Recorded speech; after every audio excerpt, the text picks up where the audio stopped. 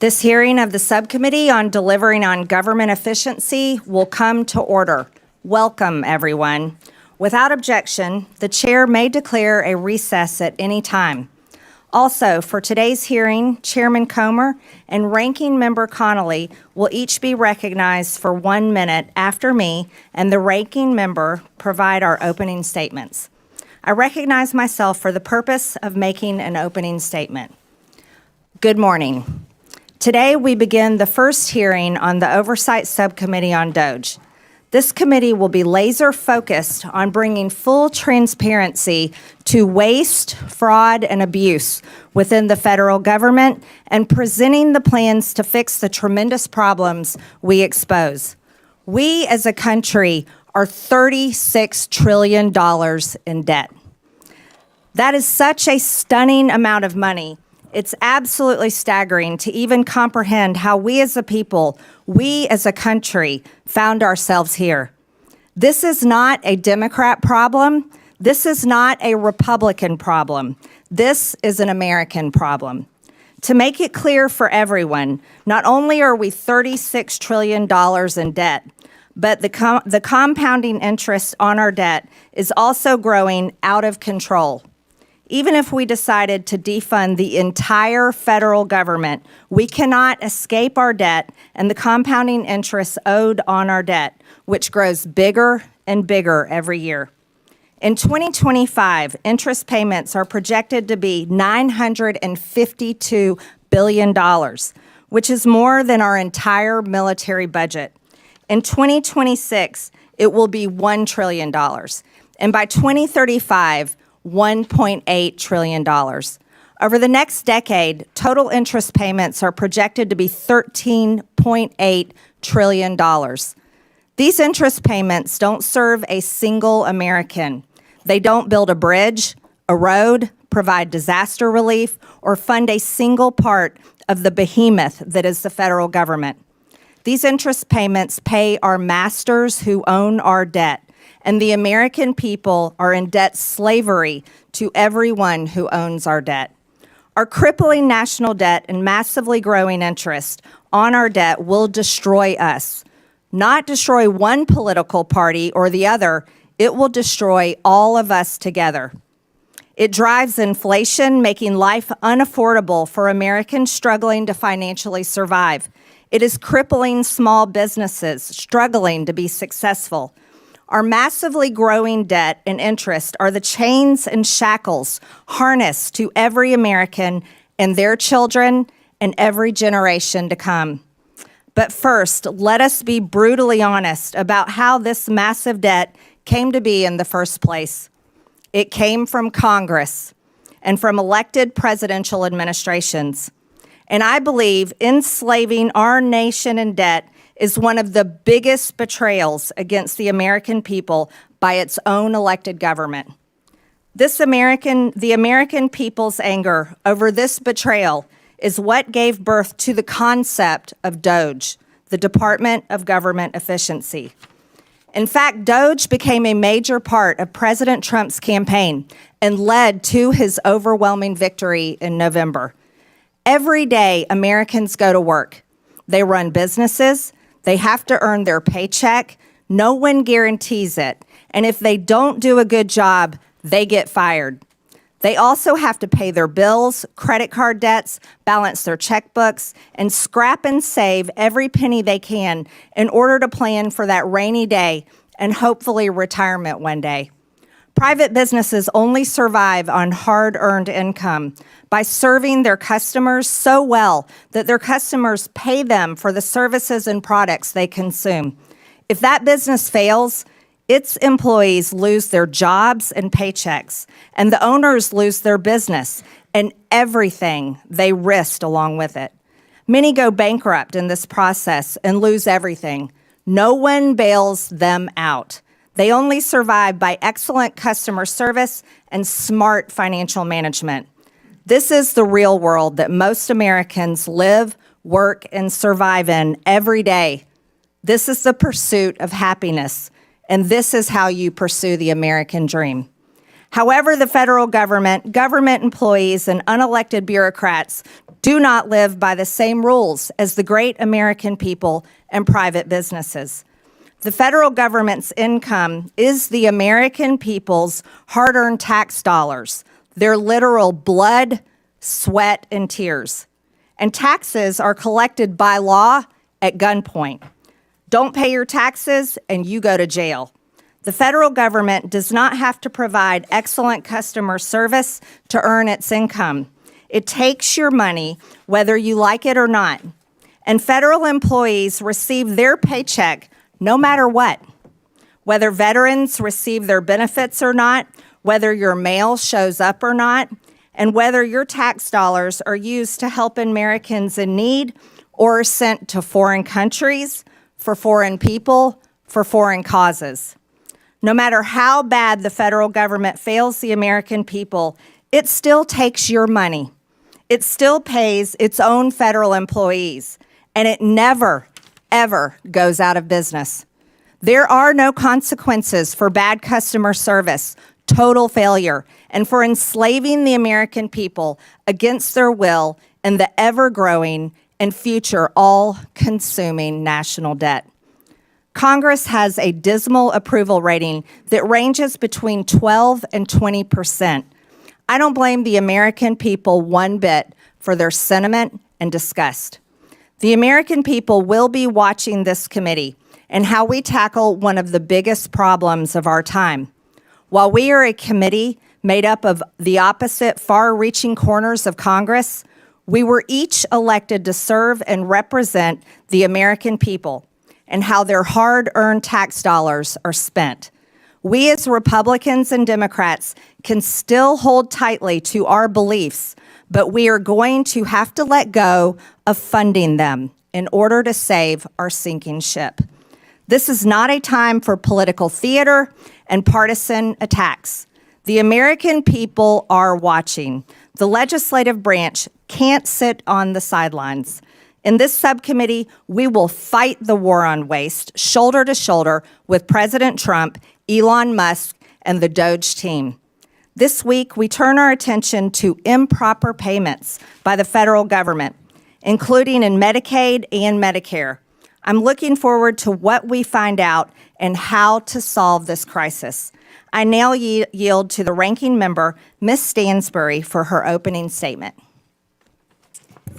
All right. Well, good morning, everyone. Thank you, Madam Chair, and welcome to the very first subcommittee on government efficiency.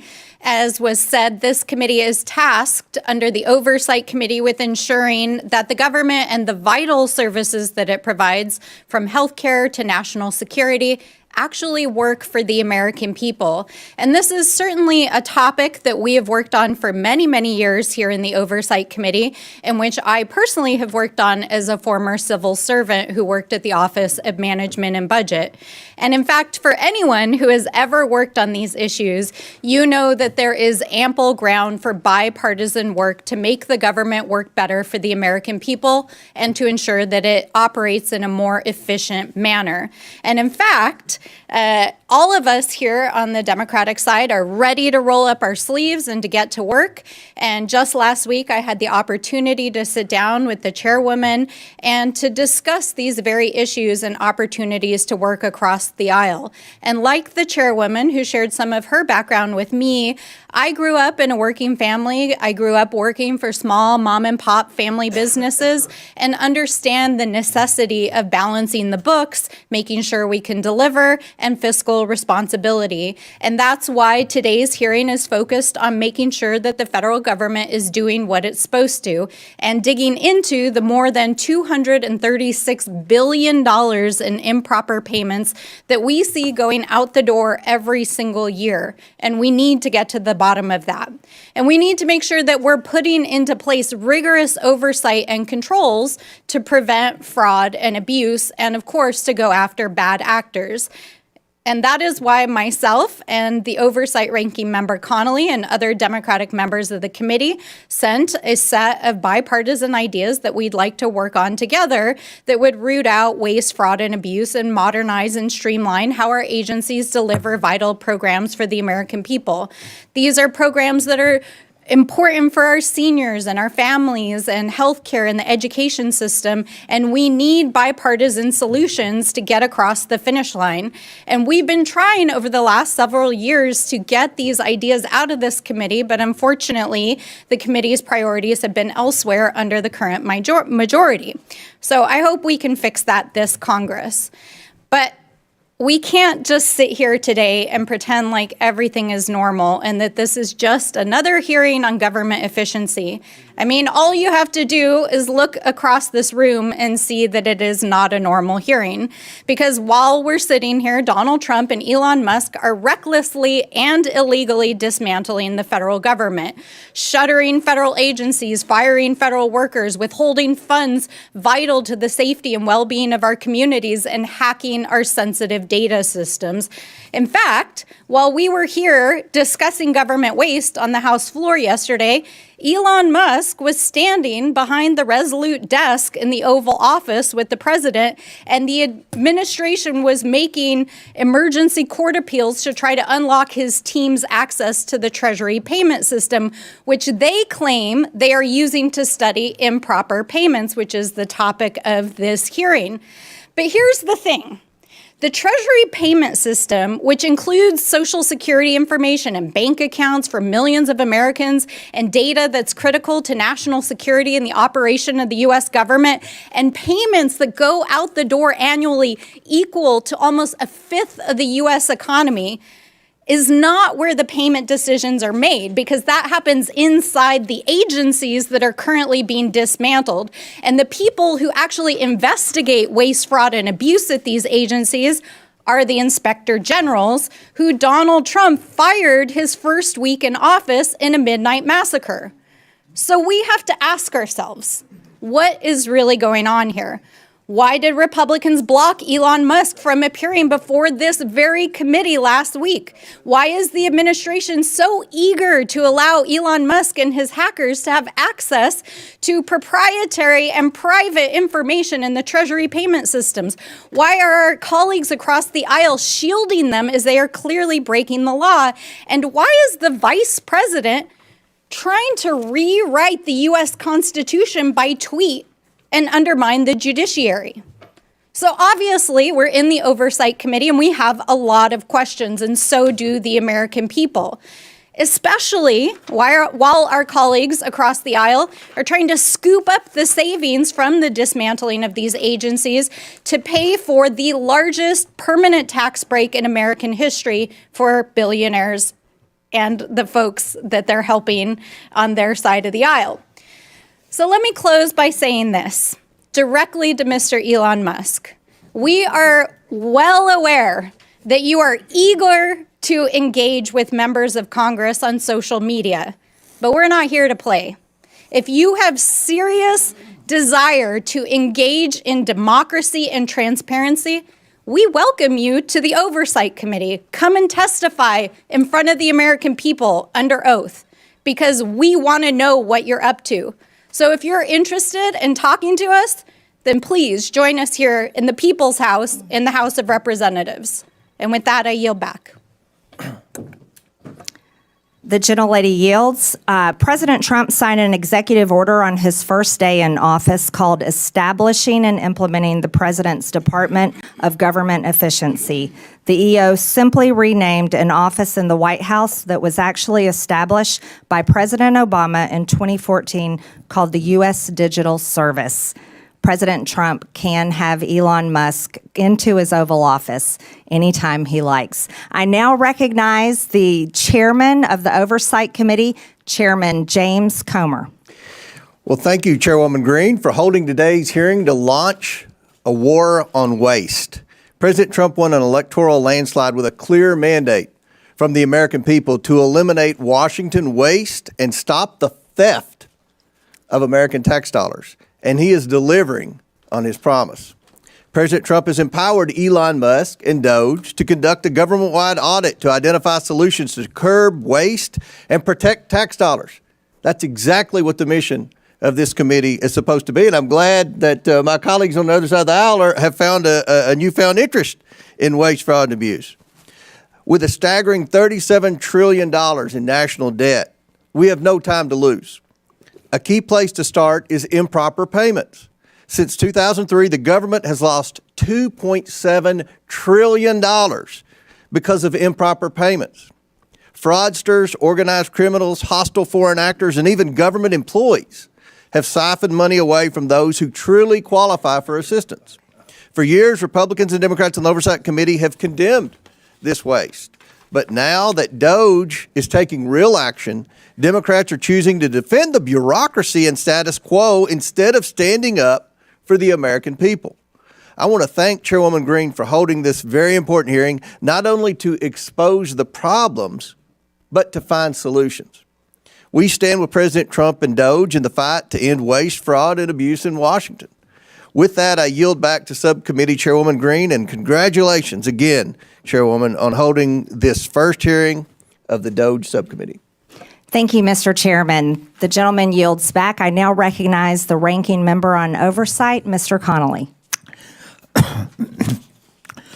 Excuse me. Thank you, Madam Chair. And thank you for having this first hearing on Doge. Improper payments is not a new subject.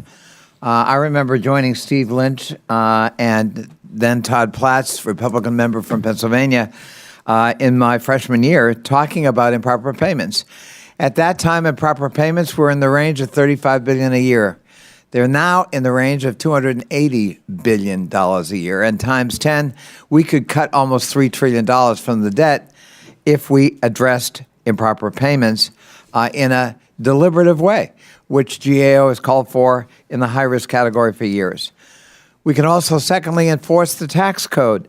It's estimated that at least $500 billion a year is left on the table uncollected but owed because of lack of resources in the IRS.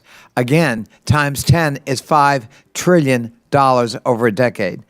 And finally, we can modernize federal IT systems, which we've championed for years on this committee. We know that legacy systems alone could save hundreds of millions of dollars a year in operating and maintenance costs.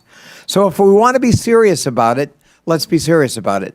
But the way not to do it is to fire the people charged with the remit of waste, fraud, and abuse, namely inspectors general.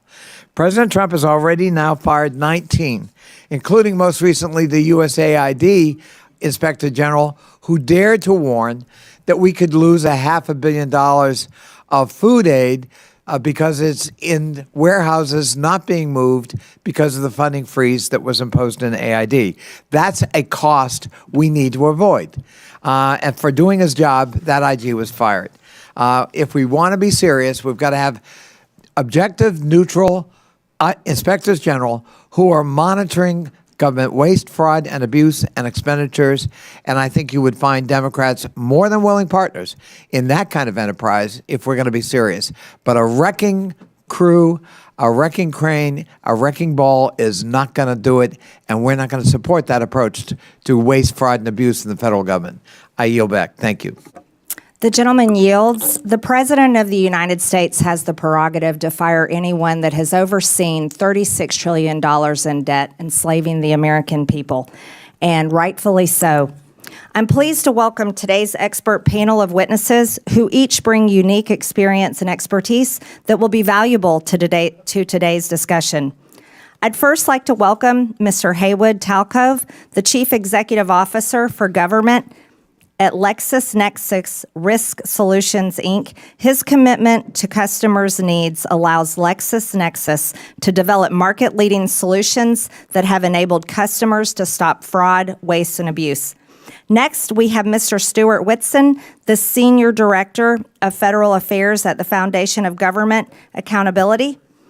Stuart was previously a special agent in the FBI, a U.S. Army veteran, and now spends his time at FGA advocating to improve welfare, the workforce, and other policy. Next, we have Ms. Dawn Royal, a certified welfare fraud investigator in the state of Wyoming and director for the United Council of Welfare Fraud.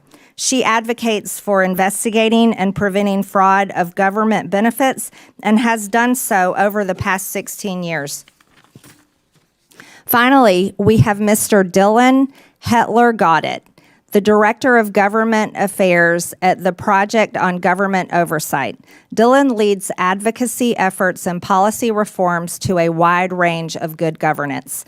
I thank each of our witnesses for being here today, and I look forward to your testimony. Pursuant to Committee Rule 9G, the witnesses will please stand and raise their right hand. Do you solemnly swear or affirm that the testimony you are about to give is the truth, the whole truth, and nothing but the truth, so help you God? I do. Let the record show that the witnesses answered in the affirmative. Thank you. You may take a seat. We appreciate you being here today and look forward to your testimony. Let me remind the witnesses that we have read your written statement and it will appear in full in the hearing record. Please limit your oral statement to 5 minutes. As a reminder, please press the button on the microphone in front of you so that it is on and the members can hear you. When you begin to speak, the light in front of you will turn green. After 4 minutes, the light will turn yellow. When the red light comes on, your 5 minutes have expired, and we would ask that you please wrap up. I now recognize Mr. Talcove for his opening statement. Chairwoman Green, Ranking Member Stansberry, and distinguished members of the committee, for over a decade, a silent war has been waged against American taxpayers, not with bombs or guns, but with data and technology. Outdated government systems permit criminals to access unlimited sums of money. During the pandemic, they stole $1 trillion. 70% of those dollars went overseas. Shockingly, it's just not criminals exploiting the system. It's the flawed system itself acting as the accomplice. If left unchecked, the U.S. government will continue to lead the world in funding cyber criminals. This is a data and technology problem, and it demands a data-driven response. Criminal syndicates have turned benefit programs into their personal ATM machines, exploiting those in need who wait months for benefits that may never come. These ruthless crooks use our money to fund child trafficking, disperse drugs in our communities, and terrorism. For years, criminal networks have stolen personal information from the public and private sector. They exploit real identities to manipulate antiquated government systems, siphoning off billions in taxpayers' hard-earned money. We continue to pay benefits to deceased and incarcerated individuals, direct money to bad actors flagged on the do not pay list, and overlook duplicate Social Security numbers by not following best practices. During the pandemic, a simple cross-check of PPP loan recipients against IRS records would have exposed massive fraud and prevented payments to transnational criminals who sold their quote-unquote sauce on the dark web. To stop this, we must reclaim control of our systems, not just from the criminal syndicates, but the flawed systems enabling them. Smarter technology, data, and identity verification are not optional. They are necessities to protect taxpayers and ensure aid reaches those who truly need it. Now, the use of AI is fundamentally changing society, but in the hands of criminals, it has become a weapon. Lawbreakers are now using it to supercharge their war on taxpayers. They use AI to create fake identity documents that pass biometric verifications. Bots flood portals with thousands of fraudulent claims per second, and deep fakes that mimic real applicants bypass the outdated NIST 863 standards from 2017. Honest and deserving people seeking access to government benefits suffer through endless application forms that are nearly impossible to navigate. But criminals from Russia, China, and Romania gain access with ease. The private sector has fraud rates below 3%. Meanwhile, the public sector operates at a 20% fraud rate. The solution is clear. It's already used every day to protect consumers. You seamlessly interact with your bank through an app that verifies your identity in milliseconds. There's no excuse for the government to lag if we do the following. Number one, implement identity verification on the front end. Criminals should never receive a dime. Eliminate self-certification. No more honor system for billion-dollar programs. And continuous auditing. Keep verifying because criminals never stop adapting. Pay and chase does not work. Of the $250 billion stolen in pandemic unemployment fraud, less than $5 billion has been recovered. The idea in government that you cannot have speed and security is fiction. I urge Congress to consider making the following legislative changes. Number one, update the 1974 Privacy Act to allow for data sharing and matching. Number two, fund a budget for fraud prevention in each appropriation bill. The USDA spends 1/20th of 1% on fraud prevention. Mandate that individuals caught stealing from entitlement programs pay hefty fines and are removed from the program permanently. And finally, eliminate broad-based categorical eligibility. This committee has a choice: continue losing this war against criminal cartels and nation-states, or fight back and save $1 trillion annually. Fraud prevention is not benefit prevention. It's the key to ensuring that every dollar reaches those who truly need it. Hardworking Americans rely on these programs not just to survive, but to build better lives for their families. When criminals exploit the system, they just don't steal money, they steal opportunities. Stopping fraud isn't about denying benefits, it's about protecting them. This crime has two victims. The first are the taxpayers, and the second are those seeking benefits. The fraudsters, cartels, and criminal syndicates are watching this hearing, I'm sure of it. It's time to show them that America will not fund its own destruction. Thank you, and I look forward to your questions. Thank you, Mr. Talcove.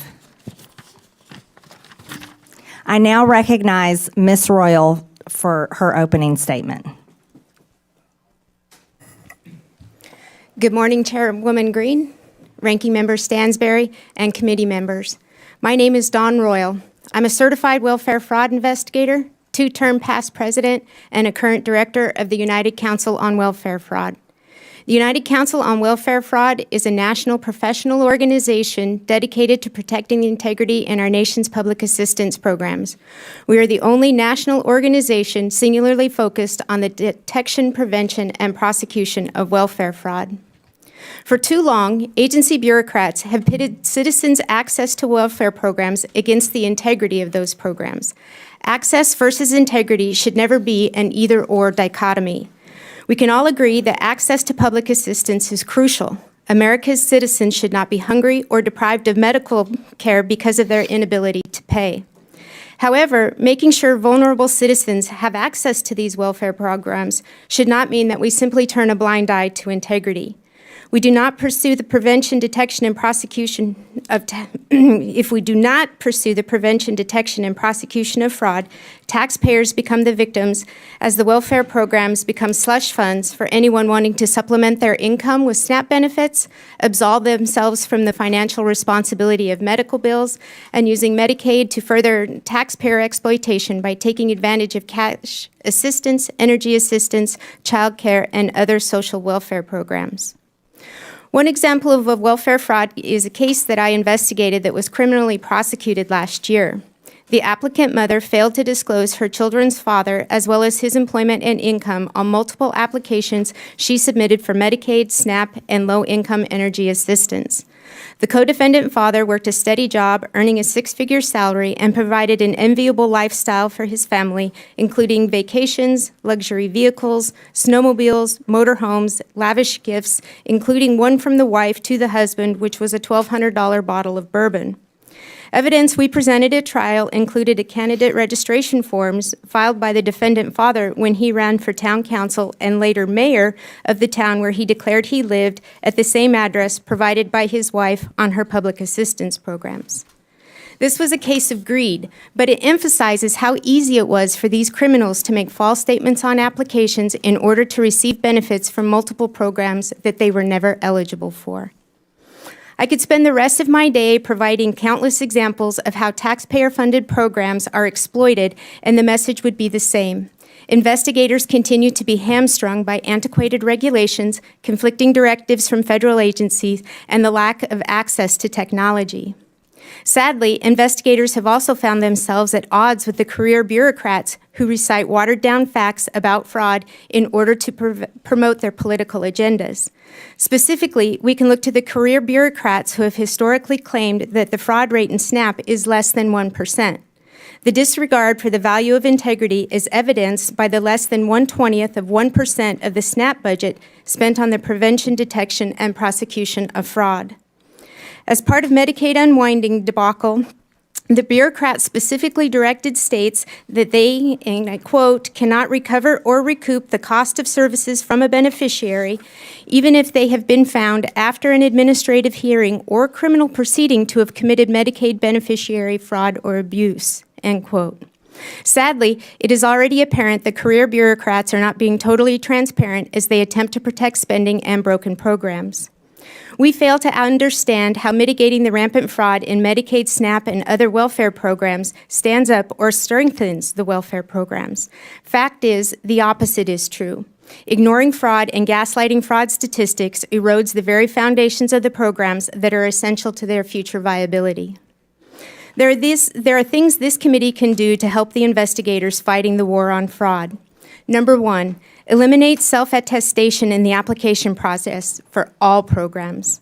Number two, funding for technology that includes identity verification tools that will help prevent fraud. The current pay and chase model is not sustainable. Number three, immediately implement the National Accuracy Clearinghouse, the NAC, that will provide data to states to prevent duplicate participation in all of the social welfare programs. And four, allocate direct funding with mandates restricting the use of the funding to the prevention, detection, and prosecution of fraud. In closing, we're at a crossroads. Those of us who have firsthand knowledge of the degree in which public welfare programs are being attacked know that reform is absolutely necessary. Reform to the recipient application process, the billing process in Medicaid, and how SNAP benefits are processed, and how providers and retailers are authorized. We thank you for the opportunity for UCOF to participate in this hearing. We feel that the investigators who are on the front lines fighting the daily battle against the war on fraud need to be at the table and participating in the development of action plans that will make a difference in protecting the programs and defending the taxpayers.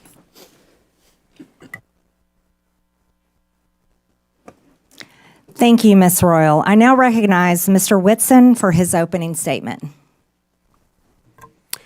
Chairwoman Green, Ranking Member Stansbury, members of the subcommittee, thank you for the opportunity to testify today. On the campaign trail, President Trump promised to take on the bloated bureaucracy in D.C., rebuild trust in the DOJ and the FBI, crack down on waste, fraud, and abuse, and restore common sense. And on day one, he started delivering on those promises with a wave of executive orders and the official launch of Doge, which he, of course, tasked Elon Musk to lead. Already, Doge efforts have brought to the public's attention countless examples of wasteful spending, including $59 million paid to luxury hotels in New York to house illegal immigrants, $1.5 million to advance DEI in Serbia's workplaces, $32,000 for a transgender comic book in Peru. The list goes on. But rather than applauding the work of Doge, the left has launched a coordinated campaign to try to demonize Mr. Musk with the hope of shifting focus away from the disastrous waste, fraud, and abuse that occurred on Biden's watch. But guess what? It's not working. Because no matter what political party people hail from, the vast majority of Americans agree that $10 million worth of food funneled to Al-Qaeda was probably not the best use of taxpayer money. But there's another source, a key source of wasteful spending that Doge and the subcommittee should set their sights on next, and that's Medicaid waste and fraud. While initially meant as a program for the truly needy, Medicaid has bloated into a massive welfare program for millions of able-bodied adults lured into the trap of government dependency. And as Medicaid has grown, so too has mismanagement. Today, more than $1 in $5 spent on Medicaid is improper. In Medicaid alone, fraud and mismanagement is on track to cost U.S. taxpayers, get this, more than $1 trillion over the next 10 years. When it comes to the problem of improper payments, the Medicaid program is the biggest culprit, encompassing nearly 1/3 of all federal improper payments. And more than 80% of Medicaid improper payments are due to one thing: eligibility errors. If Congress wants to help President Trump address wasteful spending, then targeting eligibility errors in Medicaid should be one of your top priorities. Bottom line, to address this challenge, Congress can take 3 decisive actions. So first, Congress can strengthen the Medicaid program through legislative action. That would include repealing Biden's disastrous Medicaid streamlining rule, which ties the hands of states trying to remove ineligible enrollees. You can and should do this through reconciliation, and it will produce $164 billion in savings if you do. You can also strengthen verification requirements to ensure only eligible individuals receive benefits and ensure a nationwide NAC is implemented without delay. Second thing Congress can do is help President Trump's Doge effort by ensuring that entrenched partisan bureaucrats don't stand in the way of reform. So Musk and his Doge team have already found hundreds of billions of dollars funneled into wasteful, fraudulent, and flat-out insane projects. But they've only scratched the surface. If this much fraud has been exposed in just a few weeks, imagine what else is buried under layers of red tape and government excuses. But guess what? All of these insane projects have one thing in common. They were all approved and funded by unelected bureaucrats. And these and other entrenched bureaucrats are already pledging to fight against President Trump's efforts to improve government accountability and efficiency. Personnel is policy. And without competent staff to faithfully execute the president's agenda, the Doge project will fail. And this is where Congress can help. Congress can support the president in carrying out his Doge effort by making all executive branch employees at will, codifying the president's authority to fire unproductive or insubordinate agency employees as needed. At the same time, Congress can grant the president authority to permanently eliminate vacant positions and consolidate non-essential positions across agencies and departments to help promote efficiency and put the right people in the right seat. The third thing, Congress can make President Trump's Doge cost-cutting and deregulatory reforms permanent by passing the REINS Act. And so there's only one big problem with the Doge effort. Most of its work can be undone by a future president with the stroke of a pen. To make President Trump's Doge reforms permanent, Congress must act. And the best way to do this is to pass the REINS Act. This would return Article 1 budgetary power of the purse to Congress while promoting deregulation. It would also help lock in the Doge reforms and cement President Trump's legacy as the most consequential deregulatory and cost-cutting president in U.S. history. The American people are watching. It's time for Congress to act. Thank you, and I look forward to your questions. Thank you, Mr. Whitson. I now recognize Mr. Hetler Goddett for his opening statement. Thank you, Chairwoman Green, Ranking Member Stansberry, and members of the subcommittee. My name is Dylan Hetler Goddett, and I am the Director of Government Affairs at the Project on Government Oversight, or POGO. I appreciate the opportunity to be with you here today to talk about the critical issue of bringing more accountability and transparency to federal spending, including rooting out waste, fraud, and abuse. Since our founding in 1981, POGO has been focused on promoting more accountability and rooting out wasteful spending and promoting efficiency, especially at the Department of Defense. We have a long and well-established track record on these issues, and we take a back when it comes to promoting a better and more effective government, which necessarily includes a federal government that is a good and responsible steward of taxpayer dollars. Let's take a moment to pause here to talk a little bit about terms that we're going to hear a lot today and the difference between them. Waste is different from fraud. Fraud is different from abuse, and abuse is different from both. When we talk about improper payments, they are a subset of those other three categories. But that doesn't tell us the whole picture either. Sometimes improper payments are a function of bad record keeping. Sometimes they are a function of outdated information technology systems. Sometimes they come about through human error, and sometimes they come about through negligence. There are a variety of reasons why improper payments happen. It just simply is not the case that improper payments are only a function of bad people doing bad things with bad intent.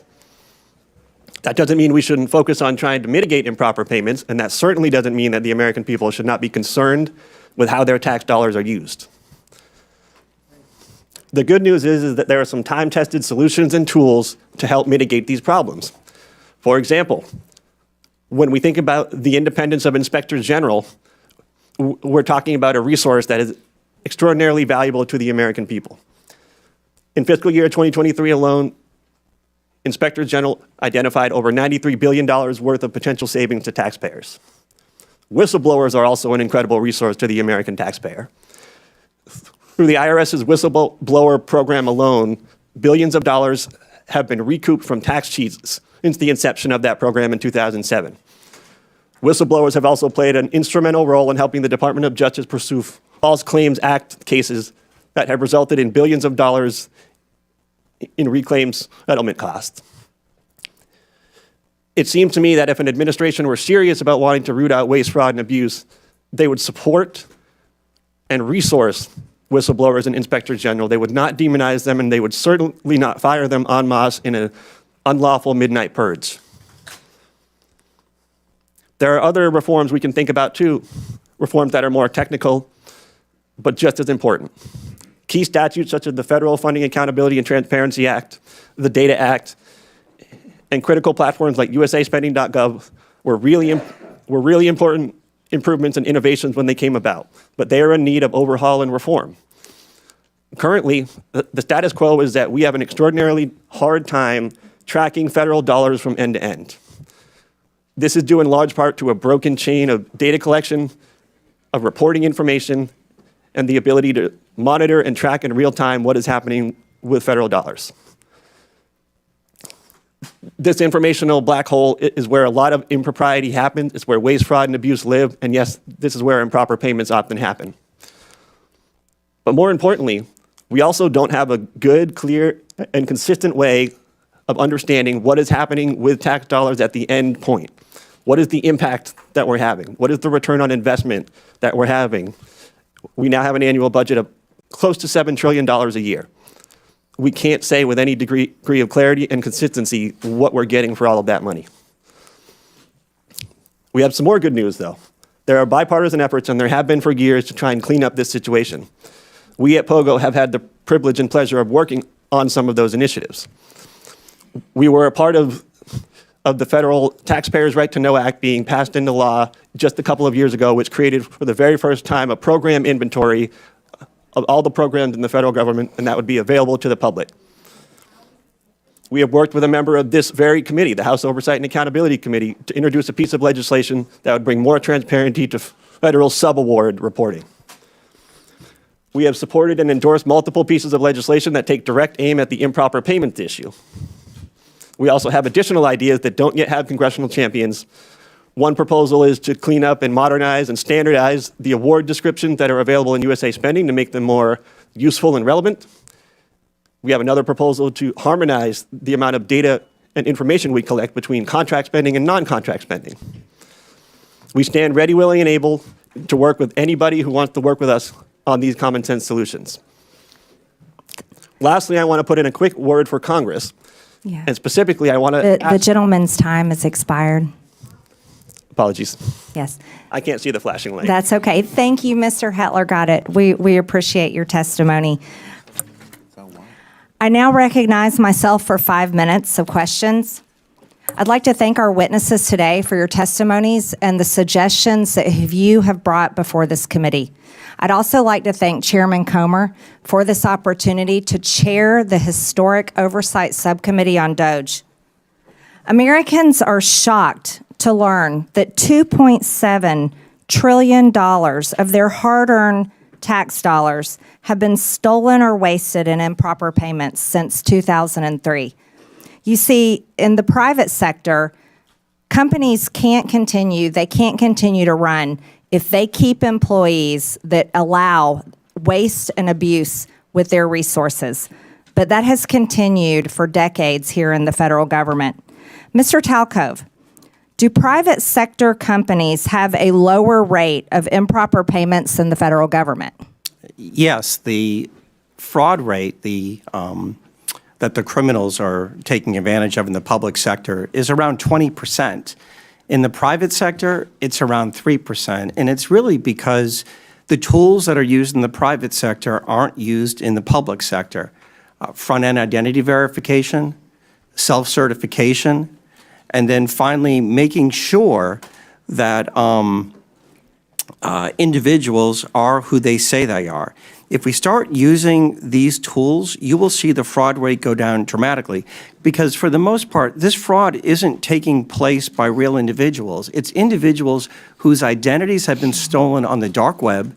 They use that information pretending to be somebody else, and because of the antiquated systems, processes, and technologies in place in government programs, they're able to steal at scale. Right. So, Mr. Talcove, we would say that private companies that pretty much have to exist on a 20% profit rate, they're not allowed. They can't continue to be successful if they were to allow their customers' data to be stolen like that and used by criminals. However, the federal government, who can continue printing checks and continue in operation, never fixes its problems because it can't be forced to go out of business. Would you agree with that? Yes or no? Yes. One of the things I noticed during COVID was the criminals learned that government was the mark because it never runs out of money. And they focus on it at scale, and then the likelihood of getting caught is virtually zero. I think it's outrageous for Americans to know that their identity can be stolen and then used for child trafficking, drug trafficking, and terrorism, like you stated in your opening statement. Ms. Royal, your testimony states that many programs operate under essentially an honor system in which applicants need not verify their identity, income, residency, or other key eligibility factors. You call this a trust everyone instead of a trust by verify approach. Does this mean the federal government in some states are giving out billions of dollars to individuals without verifying who they are or whether they meet program eligibility requirements? Yes, ma'am, that's correct. That's outrageous. Do states have enough incentive to prevent fraud and to recover improper payments? No, and in fact, states are hesitant to spend their state dollars to protect federal dollars. Would greater investment in program integrity efforts yield a positive return for taxpayers? Yes, it could easily be self-funding. Amazing. Mr. Whitson, your testimony states that both the Biden and Obama administrations issued rules and guidance that made it harder for states to verify eligibility for Medicaid. You say that repealing Biden's Medicaid streamlining rule would save $164 billion over 10 years because the rule restricts eligibility verification that states can perform. Can you explain why this rule is so costly? Yeah, so the rule does a number of things, but for instance, it prohibits states from verifying eligibility more than once a year. So for non-disabled folks to just go in and look and say, hey, are you still eligible for the program? It says you are forbidden from doing that any more often than once a year. And so obviously people's lives change, and so they may become ineligible, and so it's designed to keep them on the program. Another thing, it prohibits in-person or phone interviews to verify their identity. So people apply for it, and then the person on the other end says, well, I just want to call and make sure this is a real person, not someone in another country or whatever. The rule prohibits that. And so there's a number of other provisions. It also opens a lengthy reconsideration periods, and this is where illegal immigrants are able to obtain the benefits. And so basically it says once you get these benefits, you can't interfere with it for a 90-day period or longer. And so there's a number of horrible things. So we can't verify if someone is illegal or legal receiving benefits. Just to correct that, yes or no? You have to wait a state has to wait at least 90 days. And actually what we're seeing is it's led some states to wait as long as 13 years.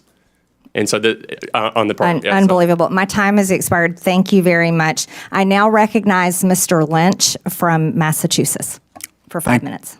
Thank you very much, Madam Chair. First of all, let me congratulate you and also Ms. Stansbury on your new positions.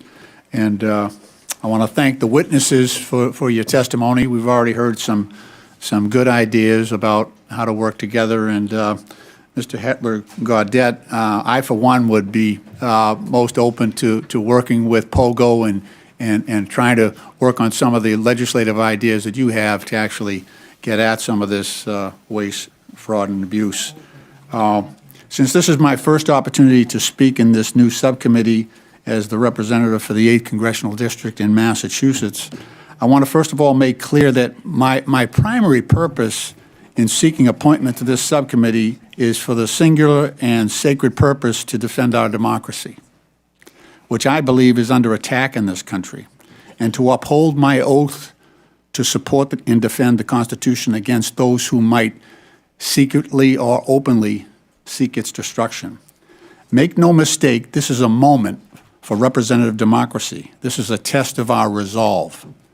In the coming days and weeks, we will all get to decide whether we stand with a couple of billionaires who, despite their own financial successes, still harbor such grievances in their hearts that after all that democracy has provided to them, they remain animated by the desire to dismantle this democratic government and to punch down at some of the weakest and most vulnerable in our society. Two men who clearly understand that the easiest way to incite large numbers of people is to use social media to exploit the dynamic forces of hatred and fear. Madam Chair, if we're going after waste, fraud, and abuse, let's start with abuse. Abuse of power. As of yesterday, there were 55 lawsuits under consideration by the federal courts across our nation as a result of Elon Musk's and President Trump's unlawful acts. Many of those lawsuits have already been sustained by the federal district courts and orders have been rendered to undo those unlawful acts. But this is just the beginning, and Congress has an important role to play, and I, for one, look forward to that opportunity. This is a moment of great consequence for our country and for our democracy, and I remain grateful to the good people of the 8th Congressional District of Massachusetts who sent me here. Mr. Hetler-Gaudette, again, happy to join you on some of your efforts. POGO has worked very closely with our IG community, is that right, the Inspector Generals?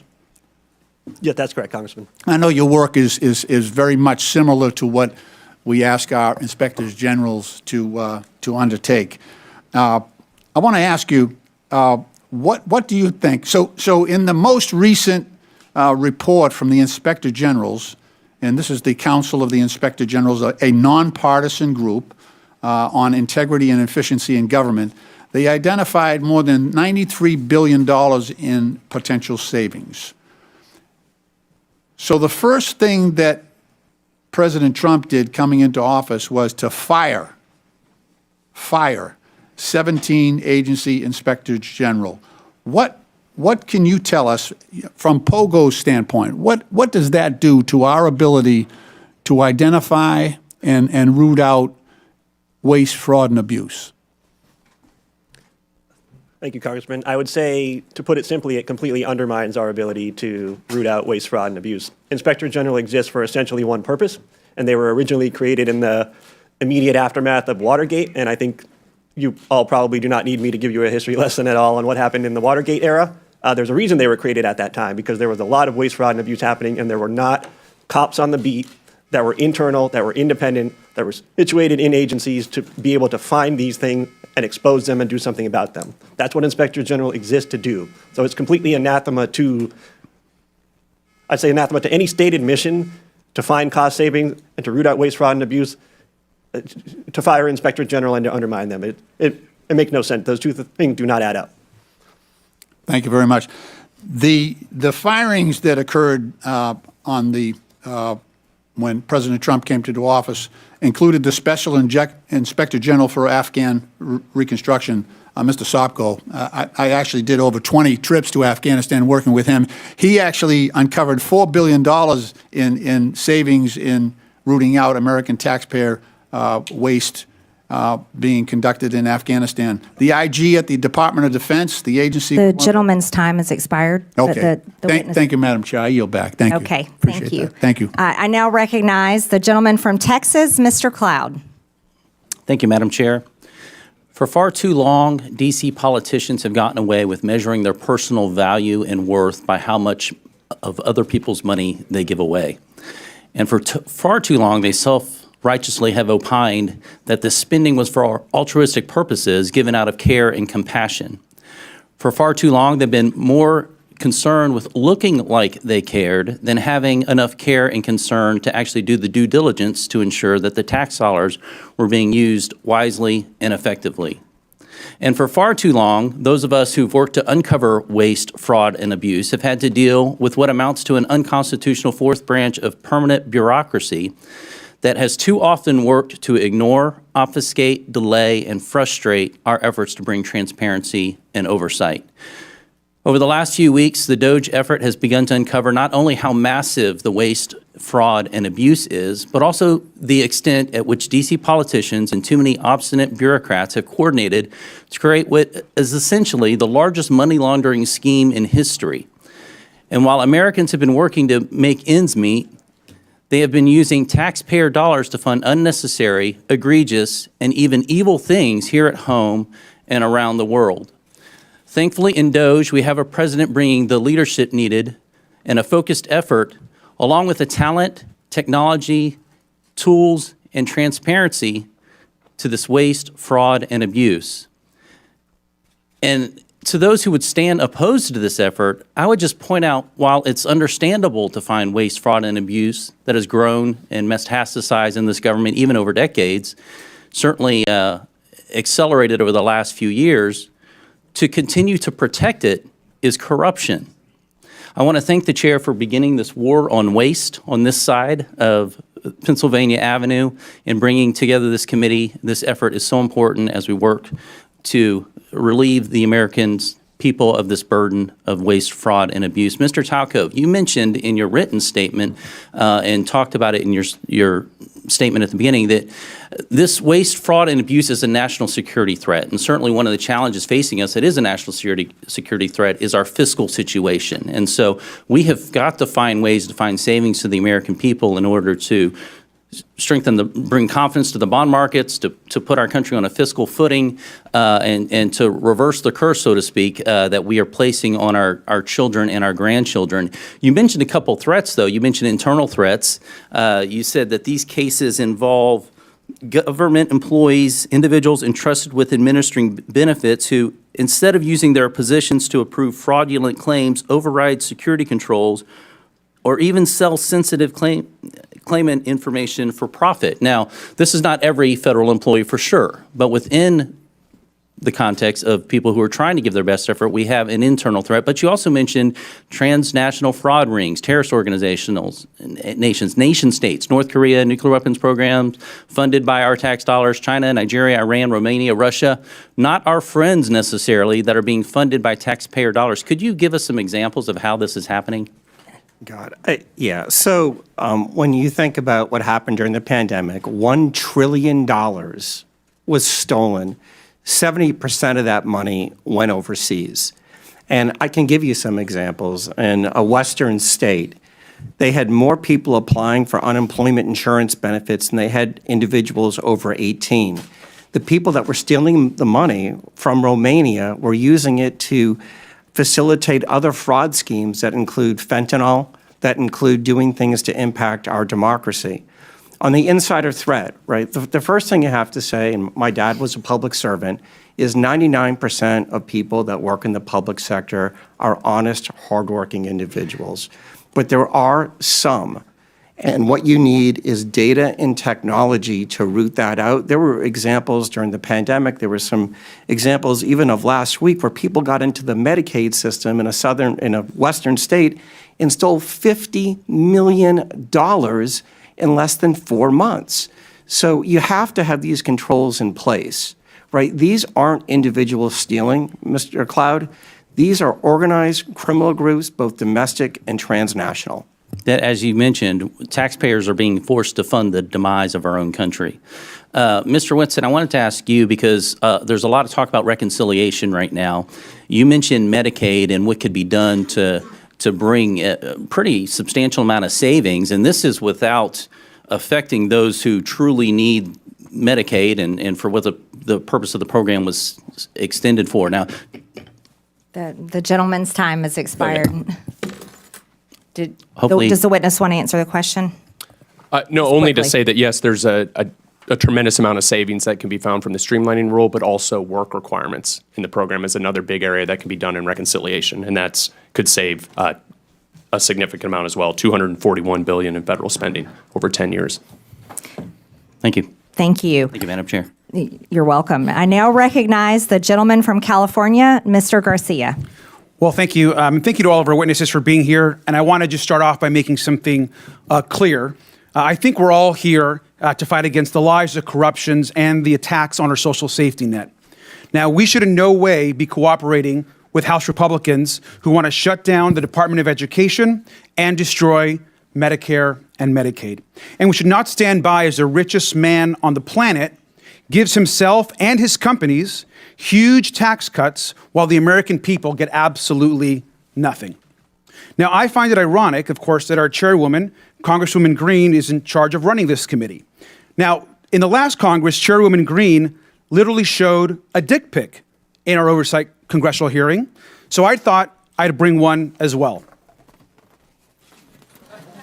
Now, this, of course, we know is President Elon Musk. He's also the world's richest man. He was the biggest political donor in the last election. He has billions of dollars in conflicts of interest, and we know that he is leading a power grab, also abided by and encouraged by Donald Trump and, of course, the chairwoman, Congresswoman Green. But I also want to run through what Doge actually is going to do. It's a demolition plan that's going to run through our government. Doge is trying to abolish the Department of Education. That means opportunities denied to kids. It means you're ripping away opportunities for children with disabilities who are dependent on this money. You're also halting medical research, which is also critical, which we have to also stop. The idea that we're going to eliminate or destroy the Department of National Institutes of Health, NIH, is crazy. Let's talk about the Department of Labor. We're talking about protections for working people across this country, where people can actually complain about abuses their companies are making against them and their coworkers. Workers are now going to be in danger. And let's also talk about the Consumer Financial Protection Bureau, another huge issue for us. Think about the scammers and fraudsters that will be empowered across this country because Elon Musk wants, essentially, these companies have more power over consumers and over people across this country. Look at the Centers for Centers for Medicare and Medicaid Services. That is actually what's being discussed partly today. Healthcare, we're talking about being denied to millions of poor people, working class people across this country. And now, of course, they're on to their largest target, the U.S. Social Security Administration. We're talking about the destruction of the actual social safety net in this country. We know that 1 in 5 Americans collect Social Security, seniors, disabled people.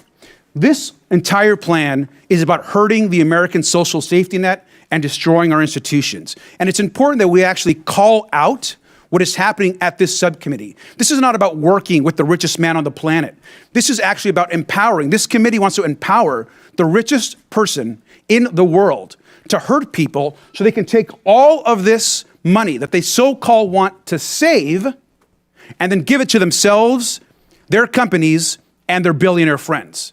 That is the attack that is happening in this committee and across this country, and it's important that we call it out. We also know, of course, that Elon Musk is sending his unqualified Doge staff to carry out this agenda across all these agencies. And in some cases, actually teenage staffers. No accountability, no experience, and problematic records. They're trying to rob you, and they're probably a minor. Thank you, and I yield back. The gentleman yields, and I now recognize the gentleman from South Carolina, Mr. Timmons, for 5 minutes. Thank you, Madam Chair. I find it sad that my colleagues across the aisle can't take this seriously. We have $36 trillion in debt. We run an annual almost $2 trillion deficit. When I got elected 6 years ago, we had $21 trillion in debt. So in 6 years, we've added over $15 trillion to the debt. And guess what? President Trump ran on fixing this problem. President Trump told the American people he would right the ship financially, and he said during the campaign that Elon Musk was going to be the person to lead this charge. The man that has turned business after business around, he's the richest man on the planet because he succeeds at his endeavors, and that's why President Trump has appointed him the head of this effort. This is a very serious problem, and it's incredibly hypocritical that my colleagues across the aisle are complaining about this because Joe Biden signed his name and wanted the American people to believe that he had the ability to forgive $250 billion with a signature. Guess what? Supreme Court ruled he did not. That's our system of checks and balances. The president, Biden, he clearly was experiencing cognitive decline. He didn't even have the ability to be charged with a crime as determined by his own Department of Justice. But he signs his name and he thinks it gives a $250 billion away, redistributes taxpayer dollars. It's just crazy that we can't come together to address the greatest national security threat facing this country, our debt. Now to the task at hand, Medicaid fraud. Mr. Talcove, if we implement enhanced identity verification and enhanced income verification, what will happen? How much money will we save? You'll save hundreds of billions of dollars. Identity verification, elimination of self-certification, and monitoring beneficiaries will prevent these transnational criminal groups from accessing those systems at scale so legitimate people who need the benefits can get them in a timely fashion. So we're going to get actual benefits to people, to American citizens that are in need faster, because if you do it electronically through web-based, like they did in Missouri, where the pilot program saved almost 20% of Medicaid dollars. So all we have to do is adopt what has already been proven in Missouri, and we'll save 20%. To the people out there listening, we spend almost $900 billion every year on Medicaid. And if 20% of that is saved, that's almost $200 billion. We got a $1.8 trillion annual deficit. We just knocked off $200 billion. Let's keep this train going. The fact that the Democrats are filing lawsuit after lawsuit to impede the efforts of President Trump to right our fiscal ship is unforgivable. It's unforgivable. Mr. Talcove, you talked about pandemic fraud. I have a bill that would cause the IRS to share data with the Small Business Administration and the FBI and the Department of Justice that would show that you were ineligible for PPP loans and you got them. So I think that would save probably $100 billion. Do you think that we should go back and take money away from people that fraudulently got COVID money? Yeah. During the pandemic, the PPP program was a virtual buffet for fraudsters, and it was because of that 1974 Privacy Act, where data sharing and matching is virtually impossible. Congress needs to change that. But we can do it retroactively. We can do it retroactively. We can find the people that stole this money, hold them accountable, probably get some of the money back. So I already have that bill filed. That bill, I think, would probably get $100 billion. So now we got enhanced identity verification, enhanced income verification that has been proven in Missouri. It does work. So I'm working on that bill. We're going to drop it soon. That's $200 billion. There's a competition in Congress. I think we should have a competition on this committee. I got $300 billion in savings proposed. We got to all pull our weight because we have such a massive problem right now. But I would just ask my colleagues across the aisle to get out of the way if you don't want to help. If you don't want to help right the fiscal ship in this country, get out of the way. Stop filing lawsuit after lawsuit. We do not have the financial ability to continue down this path, and we're going to save this country with or without you. You can kick and scream all the way, or you can get out of the way. I prefer the former. Thank you, Madam Chair. The gentleman yields. I now recognize the gentleman from Texas, Mr. Kassar. This subcommittee is supposedly about looking into waste, fraud, and abuse. So I'd like to start talking about independent inspector generals who are supposed to be looking into waste, fraud, and abuse. Mr. Talcove, do you know how many inspector generals at agencies that were investigating Elon Musk's companies have been fired by the Trump-Musk administration? No. It is 5. Ms. Royal, the Inspector General of the Department of Labor had 17 open investigations into Tesla and SpaceX. Do you know what the Trump-Musk administration did to that Inspector General? No. They fired him, and I think y'all know. Mr. Whitson, the Inspector General of the Department of Transportation was investigating Tesla. Do you know what the Trump-Musk administration did to that Inspector General? No. They were fired. The Department of Defense's Inspector General was looking into SpaceX. Mr. Hedler, do you know what the Trump-Musk administration did to that Inspector General? I believe he was fired. Thank you. I think everybody on the panel knows what the answer to these questions were. The U.S. Department of Agriculture Inspector General was investigating Musk's Neuralink. Mr. Talcove, now I'll ask you again under oath, do you know what Mr. Trump did to that Inspector General that was looking into one of Musk's companies? No. He was fired. The Inspector General at the EPA was repeatedly taking on Tesla. Mr. Hedler, since it seems that you're answering the questions that everyone knows the answer to, do you know what the Trump-Musk administration did to that Inspector General? I believe he was also fired. Also fired. At least 5 Inspector Generals that were looking into Elon Musk's companies were fired by the Trump-Musk administration. These Inspector Generals, who are independent, protected by law, they are the people that find the waste, fraud, and abuse and found many of the cases of waste, fraud, and abuse that have been brought up today, fired because they were looking into Elon Musk. At the NLRB, the National Labor Relations Board, which is supposed to protect workers from getting their unions busted by folks like Elon Musk, made functionally broken by the so-called Department of Government Efficiency that really is the Department of Government Efficiency for Elon Musk, not for you. They are trying to shut down the Department of Education, the Department of Labor. You know what Elon Musk doesn't seem to be looking into? His own contracts. Again, I'll ask you, Mr. Talcove, do you know how much money a day Mr. Musk will receive from the federal government for his contracts? No. The answer is $8 million a day. Just last year, Elon Musk was promised $3 billion from close to 100 contracts with the federal government. Ms. Royal, do you know how much the average person in this country who survives on Social Security, one of our seniors who's worked their entire life, about how much they have to survive on a day? I do not. $65 a day.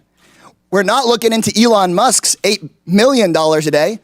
This subcommittee, chaired by Marjorie Taylor Greene and the House Republicans, is looking into your grandmother's $65 a day. Let me be clear. I think we would all support taxpayer savings, look into money we might needlessly send to billionaires and big corporations, find taxpayer savings, and send it back to your hardworking family. But instead, what House Republicans and the Trump-Musk administration want to do is they want to look into your kids' lunch money, your kids' teacher's salary, into your grandparents' Social Security. They want to take that money and give it out in billionaire tax cuts, and they're talking about that in committee tomorrow, in Budget Committee tomorrow. They just released their plan. So let me be clear. When Republicans talk about government efficiency in this Congress, they're not looking into billionaires who don't pay their taxes. They're not looking into billionaires who get rich off of government contracts. They're not looking into Elon Musk firing watchdogs who are supposed to keep him accountable. They're looking at cutting your public schools. They're going straight for your Social Security. They're coming straight for cancer research. They're coming straight for the Department of Education. They're not looking at big tech. They're not looking at big pharma because those people fund their campaigns.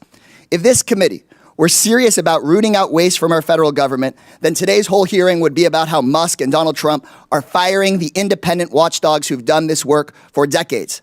Instead, my Republican colleagues' actual goal on this committee is to distract from Trump and from Musk's corrupt war on accountability. This will not be a subcommittee dedicated to making government efficient for everyday people. It's about helping Elon Musk and Donald Trump be as efficient as possible in robbing our government and handing out our government services to the rich. So this seems that this subcommittee is just The going to be gentleman's like time the has agency it's named expired. after. The gentleman's a sham, time has expired. a total sham. The American people are $36 trillion in debt. It certainly seems reasonable that someone has been fired. I now recognize the gentleman from Tennessee. You're gonna put us Mr. further in debt Burchett. with your billionaire You're tax not cuts. recognized. Mr. Burchett, you're recognized for 5 minutes. Thank you, Chair Lady. The gravy train for a lot of these folks, it's been on biscuit wheels, and it's about to run off the dadgum tracks, and it's about time. Could you imagine standing up here and defending waste, fraud, and abuse? But I think that's what we're seeing. When people squeal and don't ask questions, I think it shows the American public what the heck's going on. And that little gravy train is getting ready to run out. The spigot is getting ready to be turned off. Mr. Talcove, that's correct how you say your name, brother? Yes, sir. All right. How can the federal government improve identity verification for these entitlement programs?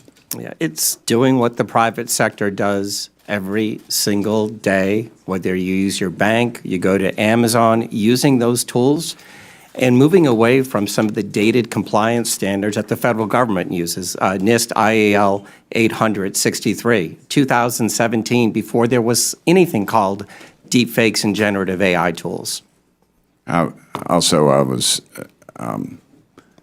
informed that PayPal has never been, they've never been able to crack into that and steal people's vital information. Are they using those systems that you would be favorable towards that government seems to be shying away from? Yes, sir. And describe that, how that works. They're systems that are based on encryption. They use technology and they use data to validate you are who you say you are. The people that are stealing right now, I believe a lot of them are actually ghosts from China, Russia, Nigeria, and Romania.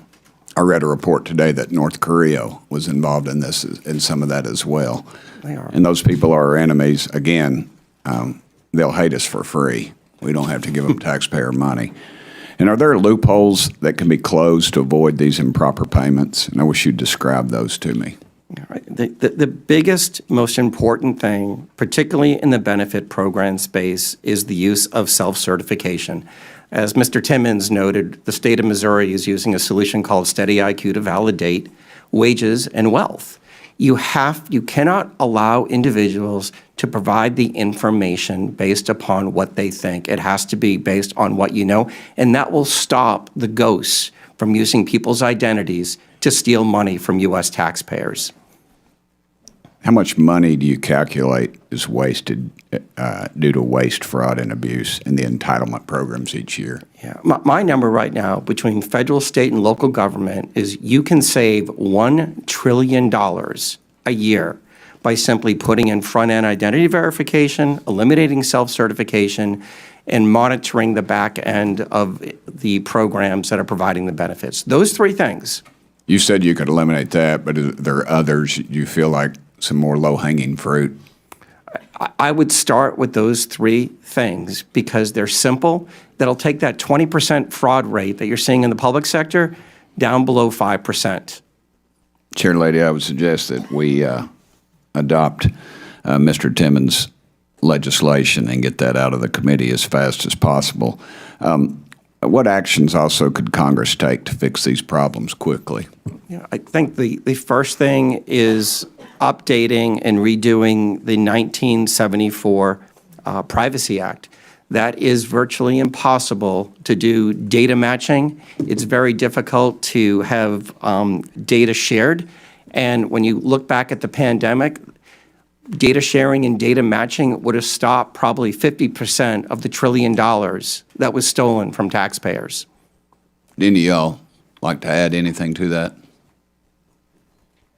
Congressman, I would just add that rather than accepting self-attestation, that states should have to be required to actually verify people's identities. And here's the key part: before they get enrolled. They shouldn't get enrolled and then eventually come down later on down the road. It's amazing to me. I have a doctor's appointment back in Knoxville, and the verification process is very extensive. It's more so than the federal government requires for any of this. What type of computer systems are these agencies using, and do they need updating? They're using very dated technology, but they're also burdened. I look at the USDA, 6.2 million words in a 10,000-page document that shows how to implement the rules of the program. Nobody can figure that out. So one of the things that I think has to happen is the simplification of these processes and systems, and then just use the technology that we use every day in the private sector. Okay. Thank y'all so much for being here. The gentleman's time has expired. Thank you, Chair Lady. I now recognize the gentlewoman from Texas, Ms. Crockett, for 5 minutes. Thank you, Madam Chair. And Mr. Talcove, I'm just going to go ahead and pick up where you left off really quickly. Just to be clear, the upgrades that you're talking about as it relates to our data processes, these aren't things that would be free, are they? They would cost some kind of money. Not looking for a number, but they will cost, correct? some are free and some would cost money. Okay. All right. So I just want to leave it there because we've had a number of these hearings. So I do want to be clear, before the Trump administration came in, this committee did exist in the form of the Oversight Committee, and our task is to root out waste, fraud, and abuse. In that vein, we had a number of hearings, at least last term. I can't speak for any other term as I'm only in my sophomore term. And we dealt with improper payments. And interestingly enough, our chairwoman, who is so passionate about this today, she missed every single one of those improper payment hearings. But just to be clear, I was there, so I don't want anyone to believe that Democrats just come to work and don't plan to do work. In fact, I'm trying to figure out exactly what it is that the Republicans believe our job is, because right now they have relinquished their constitutional duties over to an unelected bureaucrat, someone who no one went out to vote for. And absolutely, he is occupying the Oval Office, as we saw yesterday. And that is a first for me, to see someone occupying the Oval Office who's never actually been elected to the Oval Office and actually answering more questions than the person that allegedly got elected. But for whatever reason, this is the first time we're having a Doge subcommittee hearing, and that guy's not here. Instead, we have y'all. So I do want to thank you for coming. But I will say this, it's also interesting to me that in the first few days of Doge existing, we know that they are trying to get rid of the Department of Education, USAID, Consumer Financial Protection Bureau. They're laying off FAA workers. They are going after the FDA, the CDC, the HHS, the FBI agents, and they're talking about getting rid of FEMA. And they brought y'all in. And I am going to say that I actually was shocked that there was only one person that seemed like he was an overt Trumper as you laid out your opening remarks, because I anticipated that at least one of y'all would say, yes, what Elon is doing is exactly what we would prescribe. But instead, I will applaud you because you actually were focused. You talked about what the American people are looking for us to do. We've actually consistently on this side of the aisle promoted this idea of making investments into technology so that we can do things such as, say, look at the Department of Defense. The Department of Defense that takes up approximately 50% of our discretionary income, or our discretionary spending. Approximately 50% goes to Department of Defense. Department of Defense has not been able to pass an audit in the last 6 audits, and we're not talking about pennies. I understand that we want everything to be perfect, and if we could get all waste, fraud, and abuse out, that would be fantastic. But let me talk about the big numbers. The big numbers are on that side. When we look at, say, our entire workforce, our federal workforce, as we're trying to somehow fire all of them, they don't even make up a total of 5%. It's even less than that when we look at our budget. But let's talk about defense. That just happens to be the same side of the ledger that Mr. Musk gets the vast majority of his money from. In fact, at the same time that they were unlawfully, and we will stay in court, because on this side, we believe in law and order. We believe in, a number of us are actually lawyers, but nevertheless, we understand the Constitution. We believe in that as well. And so there's things such as, impoundment, right? Because as Mr. Whitson said, he said, we need to return the power of the purse to Congress. It never left. According to the Constitution, that's where it's at. Now, I know that people are confused right now because for whatever reason, we had a guy that went in, and you talk about people invading our data. Listen, people said that they were upset about TikTok, but I'm upset about the guy that runs Twitter, who for sure is doing nefarious things, because I don't understand, if you are trying to conduct audits and figure out where the waste, fraud, and abuse is, I don't know why you would go to some tech guy. In fact, it was only techies that were sitting there at inauguration. We didn't have auditors. I would welcome auditors to come in and do forensic audits. In fact, he sat there in the Oval Office yesterday and he admitted that he was lying, and he was using his propaganda machine to do it when he said that we sent millions of dollars to Gaza for condoms. That was a lie. So let me tell you something. The gentlelady's time has expired. It's time for the us gentlelady's to do our time job has expired. and rein in this rogue actor known The gentlelady's as time has expired. I now recognize the gentleman from Missouri, Mr. Burleson. Thank you, Madam Chair. I just want to speak frankly at first to the American people. We're nearing $37 trillion in national debt. What does that mean? That means that each and every U.S. taxpayer owes over $323,000. Okay? What does that mean? That means when the EPIC, which is the Economic Policy Innovation Center, says we have 18 trillion left. That's it. 18 trillion left to take out, and we're spending $2 trillion in debt every year. Folks, we're at the precipice of a debt, we're like a debt cycle. We are literally at a point in which the dollar will be worth nothing. What does that mean? And we know Social Security goes bankrupt in 8 years, right? Medicare goes bankrupt in 10 years. And then 15 years from now, the dollar is completely devalued and worth nothing. So what does that mean? That means your pension, the money in your bank, your savings is nothing. It's worthless. So what are we doing? We're trying to save this country. We're trying to save your pensions. We're trying to save your bank accounts. We're trying to save this country for the next generation. And it would be nice if we had help. But instead, we have people that are fighting us on this. And I think that I would hate to be in the Democratic Party right now because you're in a really bad bind. You're having to defend all of this crazy spending, all of this crazy waste. So how do you do it? You do ad hominem attacks. You attack the messenger. Oh, Elon Musk, right? He's rich. He must be evil, right? That's the attacks. Really? You can't do any better than that, right? Let's talk on the policy. Help us. We're trying to save this country. This is and Elon Musk, who's making no money doing this, is trying to save this country. Why? Because he is invested in the United States of America more than anybody, right? So I think that we should embrace it. In fact, not a single company, governor of any state would ever turn down Elon Musk and his team of Doge from coming in and providing free services to right the course and financially in any state or organization. It's ridiculous that we would demonize someone that loves this country so much. Mr. Whitman, the formation of agencies via the executive action is not new, right? The formation of Doge is not new. Can you are you familiar with any other previous presidencies where they've formed organizations like Doge via executive action? Yeah, so actually the agency that Doge is occupying is one that was created in a previous administration. So it is something that happens routinely.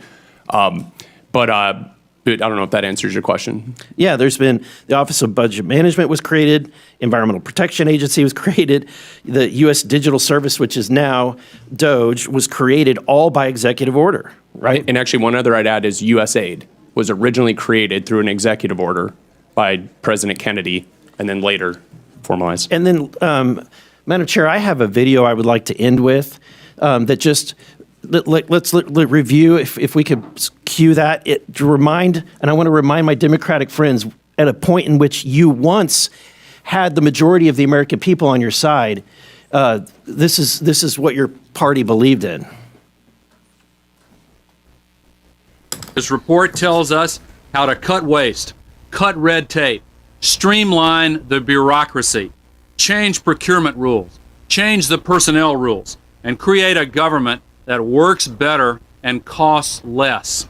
I've read it, and where it says the president should, the president will. Among the 800 recommendations, eliminating 12% of the federal workforce, merging some government agencies like the FBI, the DEA, and the Bureau of Alcohol, Tobacco, and Firearms, closing hundreds of government offices outside Washington. From the day I took office, one of the commitments that I made to the American people was that we would do a better job here in Washington in rooting out wasteful spending.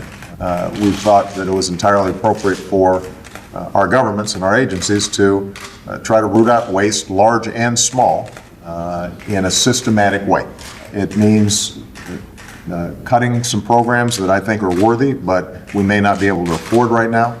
A lot of the action is in Congress and legislative, but in the meantime, we don't need to wait for Congress in order to do something about wasteful spending that's out there. We haven't seen as much action out of Congress as we'd like, and that's why we launched on our own initiative, the campaign to cut waste. And we're going to keep on finding every possible way that we can do that, even if Congress is not acting. There you go. I think it speaks for itself. My time has expired. The gentleman's time has expired. Thank you. I now yield to the gentlewoman from the District of Columbia, Ms. Norton, for 5 minutes. Thank you. Our Republican colleagues and the Trump administration continue to demonize our friends and neighbors who work for the federal government and swear an oath to protect the Constitution and serve the public. Thousands of civilian federal employees have given their lives in the line of duty for their country. The administration seems intent on dismantling much of the federal government in violation of the Constitution, statutes, and regulations. And our Republican colleagues are letting them do it. They want to gut the nonpartisan civil service and to convert a significant portion of the remaining civil service into political appointees. Depriving the federal government of employees' expertise and experience will harm the services that the government provides to all Americans. Mr. Hetler-Garlett, the administration is attempting to cause a mass exodus from our federal workforce. Will this increase or decrease waste, fraud, and abuse? Thank you, Delegate Norton. I think it's pretty clear that chaos is not the friend of efficiency. If you undermine the very functionality of the government, you're not going to make it more efficient. You're going to make it worse. And it's going to cost even more money to recoup or to fix things that go wrong in the interim. So again, I mentioned earlier that if you care about waste, fraud, and abuse, firing Inspector General doesn't add up. I think if you care about government being more efficient, intentionally creating chaos is the opposite of that. Well, Mr. Hetler-Garlett, do federal employees operate without oversight or rules and regulations? No, absolutely not. They are governed by plenty of rules and regulations, and when there are independent inspector general at the agency they're supposed to be at, they also have a cop on the beat making sure that they do so. I want to highlight some stories demonstrating exactly the kinds of federal workers the administration is trying to force out. How about Chris Mark at the Department of Labor, whose pioneering work on mine safety has reduced minor safety deaths from roof collapses to almost zero today? Or Jared Koopman at the Internal Revenue Service, who pioneered new methods for tracking criminal cybersecurity currency transactions that led to the rescue of 23 children from rape and assault, as well as the seizure of hundreds of millions of child abuse videos and 370 pedophile arrests. This work also prevented funding from going to terrorist groups. Or Ronald E. Walters, who manages the 155 national cemeteries around the country and tends to the resting places of almost 4 million veterans. These are just a few of the federal workers who serve Americans every day. The workers are wildland firefighters, border guards, doctors, nurses, food inspectors, air traffic controllers, and law enforcement that do their civic duty, often despite the fact that they could make such more in the private sector. Thank you, and I yield back. The gentlelady yields. I now yield to the gentleman from Georgia, Mr. Jack. Well, thank you very much. Thank you very much, Madam Chair. And I want to also thank you for convening this hearing. I think it's incredibly important, and I want to thank our witnesses for appearing before us today. Like another member of this committee, I too was once an employee of the Executive Office of the President. I worked in President Trump's White House from the very first to very last day of his first term, and I saw firsthand how entrenched and resistant the federal bureaucracy was to his agenda. So it's no surprise that today a few of my Democrat colleagues have continued that trend by using their time to bash Elon Musk instead of discussing ways to work together to advance a bipartisan cornerstone of President Trump's agenda, the mission to finally eliminate waste, fraud, and abuse. And I just took a rudimentary count of the Dems' testimony, or rather comments today, and I've got 27 mentions of Elon Musk and 3 mentions of waste. And I don't know if that's, in fact, the right count. Encourage anybody to fact check me, but I think it illuminates and illustrates one of the problems that we're facing, which is a lack of bipartisan effort to address these critical things that, waste, fraud, and abuse is something that should be bipartisan. The chair noted that in her opening remarks. Now, Madam Chair, you know how much I enjoy studying public opinion. So with your approval, I'd like to enter into the record the CBS News poll from this past weekend, conducted February 5th to 7th, 2025. And I'd also like to illuminate 2 findings. First, 70% of Americans, Democrats and Republicans included, believe President Trump is already doing the job that he was elected to, which is interesting because I have an article here from CNN from September 2024 that notes Trump says Elon Musk has agreed to lead proposed government efficiency commission as ex-president unveils new economic plans. So he is doing exactly what he said he would do by empowering his administration to root out waste, fraud, and abuse, and that's exactly what we're trying to do here today.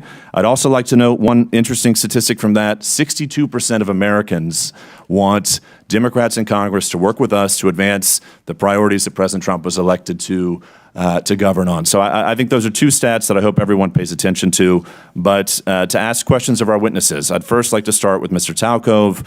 One of the things that I've found very interesting from your opening testimony is you talked, and I think you engaged with Mr. Burchett on the 1974 Privacy Act. And I had some interesting folks visit my office yesterday who noted that 1/3 of all prior authorizations are still done manually by phone, fax, or direct post mail. First off, would love your comments on that, and I'd also like for you to expound upon some of the solutions that we can deliver to this Congress in modernizing that 1974 Privacy Act. Yeah, these aren't people problems. These are technology problems. You can't process the number of individuals that are accessing our systems person by person. It just takes too much time. So by updating the 1974 Privacy Act and allowing for digital matching, you would have very quickly realized that a large portion of the PPP loan funds were going to the wrong person. You would have been quickly able to match, and I think the number was 20% were on the do not pay list. You can't expect people to do what a machine, and especially AI, can do today. Fair enough. Thank you very much for that. And if I can also ask Mr. Whitson, I think we share a common interest, which is to move departments and agencies outside of Washington, D.C. It's something that I campaigned on, something that I helped President Trump effectuate in his first administration. And I have to imagine that if we have departments and agencies outside of D.C., if we've got a workforce that's more reflective of the balance that America is, we at the same time, too, could potentially root out some of this waste, fraud, and abuse by enabling other Americans, other citizens of our country to help advance some of these issues. So would love your commentary on that before my time expires. No, I think you're exactly right, Congressman Jack. And so I think, you'd save a lot of taxpayer money. So building a headquarters in downtown D.C. versus Huntsville, Alabama, you're going to be able to save a lot of money. Number 2 is you're actually going to make life better for the employees as well. So that's a point that's also missed a lot, but commuting into D.C. versus being able to go somewhere else where it's a better cost of living and things like that might be better for the folks. And then lastly, these areas where you set up a headquarters are going to be populated by people that live in the area to fill the rank and file of staff positions. And so if you plant these federal agency headquarters in the heart of any area that's overwhelmingly one party or the other, then you're going to naturally get that sway versus something that's more representative of the people as a whole. Well, thank you very much, our witnesses. Mindful of my time, I want to finish before my time expires. I yield back to our chairwoman, Marjorie Taylor Greene. Thank you. And Chairwoman, I would like to ask for unanimous consent to enter something into the record. So what is it? It is a report from the Congressional Research Service, nonpartisan CRS, that lays out the rules and the law for firing inspectors general, which of course look into waste, fraud, and abuse. And without objection. Thank you. And that rule requires for the law to be followed, for Congress to be notified with 30 days and a reason for firing inspectors general to give Congress a chance to overrule that, and that's the law. So thank you for entering that into the record. Madam Chair. Without objection, the materials Mr. Jack cited are also submitted for the record. I now recognize, yes. Apologies. While we're on it, I'd also like to ask for unanimous consent to submit for the record 2 items. One is a statement from the AFL-CIO, Department of People who work for a living with views on working people to make the government work. And the second is a statement from the Center for Responsibility and Ethics in Washington on ways to combat waste, fraud, and abuse in the federal government. Without objection, so ordered. I now recognize the gentlelady from New Mexico and Ranking Member Ms. Stansbury for 5 minutes. All right. Well, thank you, Madam Chairwoman, and thank you once again to all of our witnesses for being here to testify. Thank you to my colleagues. We are going to have so much fun in this committee, this Congress. I actually appreciate the video that was shown just a few moments ago because when I worked at the Office of Management and Budget, I actually worked on the waste EO that was referenced that President Obama signed. But there is one fundamental difference between the presidents and vice presidents that were shown on that video and what's happening today, and that is that they followed the law. So my colleagues across the aisle who are asking us to get out of the way and stop trying to block things in the courts, let me tell you, we do not work for an unelected billionaire like apparently this guy does. We work for the American people. And so if an unelected, unvetted individual private citizen is hacking our government systems, breaking the law, firing federal employees, dismantling statutorily created agencies, withholding funds, we are going to fight you in the courts. And I'm actually really sad that my dear friend Mr. Burchett left because I want to talk about that gravy train on biscuit wheels that he just talked about, because that gravy train is not the federal workforce. It's the billionaires that are trying to hack that system right now, and which unfortunately my colleagues right now are working on a reconciliation deal to cut Medicaid, to cut Medicare, and use that money to give to tax breaks to their billionaire buddies. That is the gravy train that is actually going on here. But because this is the Oversight Committee, let's do a little bit of oversight. For the last several weeks, I've been talking to Treasury and OMB officials to try to get to the bottom of why Elon Musk and his team are trying to hack the Treasury payment system, because this is a completely nonpartisan system that literally just pays the bills of the federal government. So why are they so eager to hack this system? And I have to say that over the last several weeks, we have literally received thousands of calls in every single congressional office. In fact, we know that our friends across the aisle are also receiving these calls because this system pays the bills of the U.S. government. It pays our soldiers. It pays for the work that we do overseas. It pays your Social Security benefits. It pays your tax refunds. So why is Elon Musk and his hackers trying to access that system? And why did a senior civil servant who had overseen this system for over 30 years get asked to stand down after a 25-year-old intern working for Elon Musk tried to get access to the code for that system? Now, thankfully, they were shut down in the court system, but Musk has installed, with the president's blessing, one of his Silicon Valley buddies, who I want to point out, in which the media has not paid a lot of attention to, is the CEO of a private IT company, including Citrix, that has millions of dollars in IT contracts with the federal government. And not only is he still operating as the installed Doge person at Treasury, he's actively still the CEO of this private company. How is that even legal? Is it legal? I don't think it's legal because the federal court is trying to shut this down. We also know that that 25-year-old software engineer, in violation of the court order, was actually given access to modify the code. So what is going on here? And why is this such a threat to the American people? Why are thousands of people calling us? It's because of the size and the significance of these payments, because it is an invasion of the privacy and security of the American people, because it could threaten our ability as a country if there was a default in the debt ceiling, and because it contains highly classified information that our foreign adversaries are trying to cyber attack us regularly for. So why is a private citizen being given access to this system? We know they're trying to shut down payments. They're trying to shut down agencies. What's next? Are they going to shut down your Social Security payments? We don't know, because they have no oversight, and Elon Musk will not come in front of this committee. And in fact, the Treasury folks are saying this is the biggest insider threat they've ever seen in the history of the agency. So we are sounding the alarm, and no matter how many executive orders that Donald Trump signs or how many tweets that the VP sends, you cannot rewrite the Constitution, and we are going to hold you to account. I yield back. The gentlelady yields, and I now recognize, oh, yes. I have 3 documents I want to submit for the record.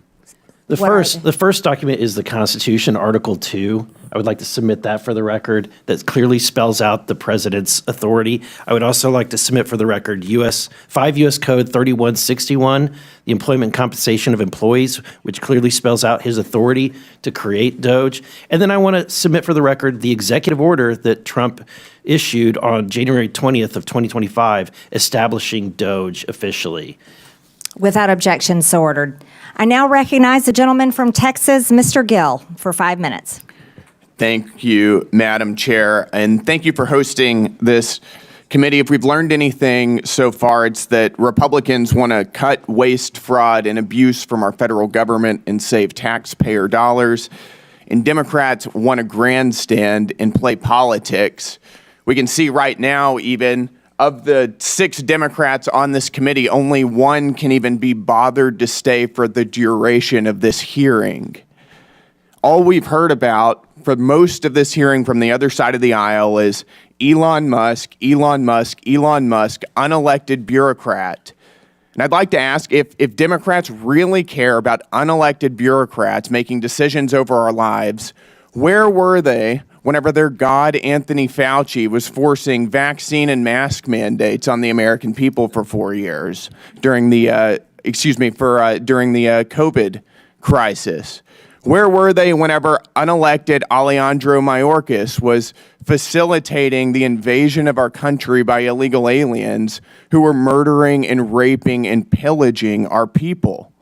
Where were they whenever the Secretary of Education, unelected Cardona, targeted states and schools and people who were disagreed with his view of the radical left's transgender ideology? Where were they whenever Gary Gensler, former chairman of the SEC, also unelected, was lawlessly thwarting the development of financial markets, particularly in the crypto space, by lawlessly pursuing regulation via enforcement? They were nowhere to be seen because they don't care, because all of those things benefited their side of the aisle at the expense of ours. And perhaps that's also why they don't seem to be very interested in rooting out improper payments from our federal government. If you wonder why so many people are cynical about American politics, this is it. This is exactly why. The reality is that Elon Musk serves as an employee of the president, and we were given a massive mandate to carry out what he's been doing. His job is to carry out the will of the American people as expressed through the executive. That's exactly how the Constitution is supposed to work. The Constitution did not create an unelected, unaccountable fourth branch of government in the administrative state. The American people know this. My colleague Brian Jack discussed some of the opinion polls recently. We are doing, and President Trump is doing, exactly what he was elected to do. And that's why he's polling at a 53% approval rating, higher than he was at any point during his first administration. Even Elon Musk and his Doge efforts now are polling at a 49% approval rating, which, just to point out, is 16 points higher than President Biden was polling at whenever he finished his term in office. The Democrat Party has for decades systematically grown and weaponized the administrative state against the American people, and the American people have had enough of it. Right now, we're talking about $2.7 trillion in improper payments since 2003. We're uncovering what could be the biggest money laundering scandal in American history. And the other side of the aisle could care less. They have no concern about where this money went, to what entities it went, to what governments, to what people or groups. Nothing. All they want to talk about is Elon Musk incessantly. So it does make me wonder, if they don't care about where it's going, do they have an idea? Because what we've uncovered so far is that so much of the waste, fraud, and abuse of our federal government is actually funding their side of the aisle. It's funding media outlets that are running cover for Democrats routinely. The NPR, PBS, the BBC, Politico.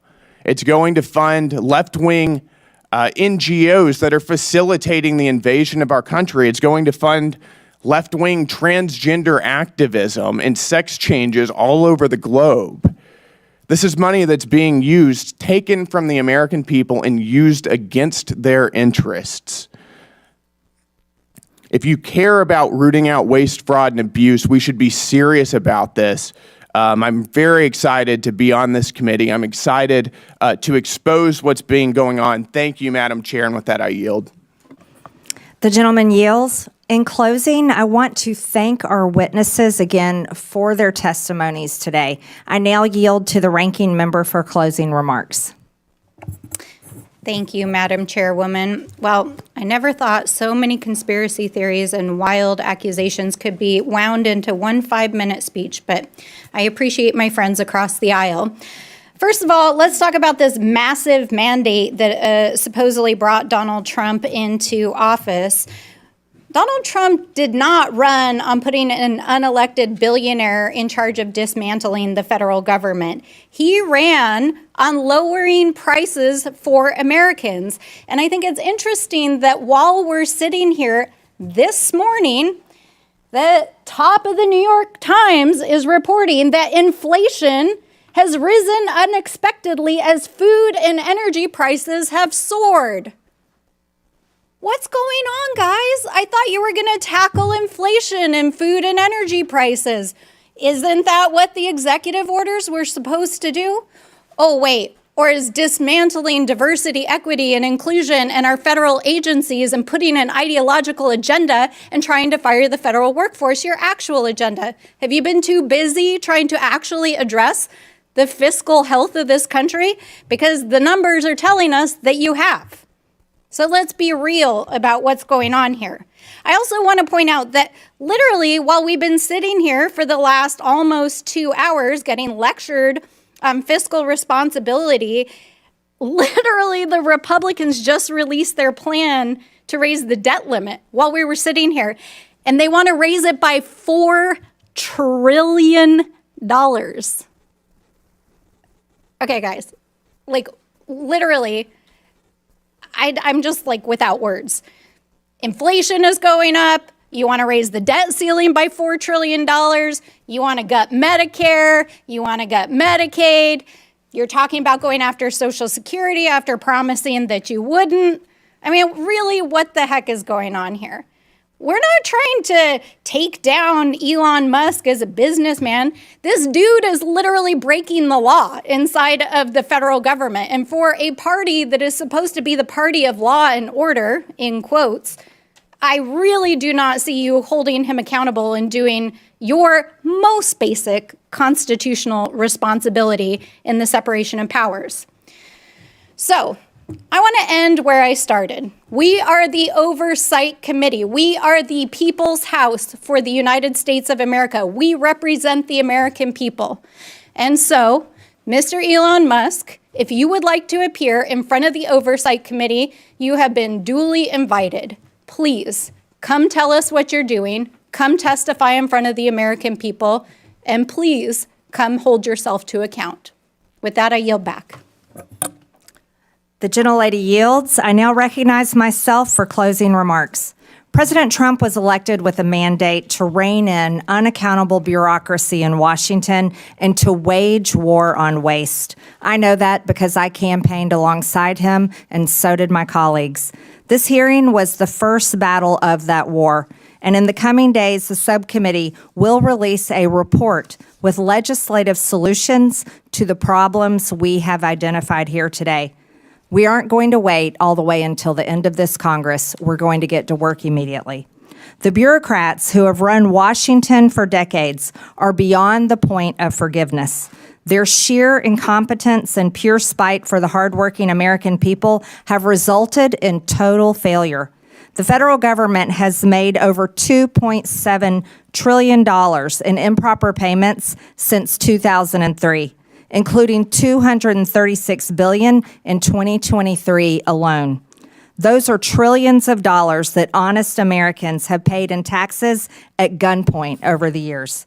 As we approach April 15th, Americans are once again preparing to do their taxes and fork over their unfair share of money it takes to run this country. And I have to tell you, the American people have not been getting their money's worth for a long time.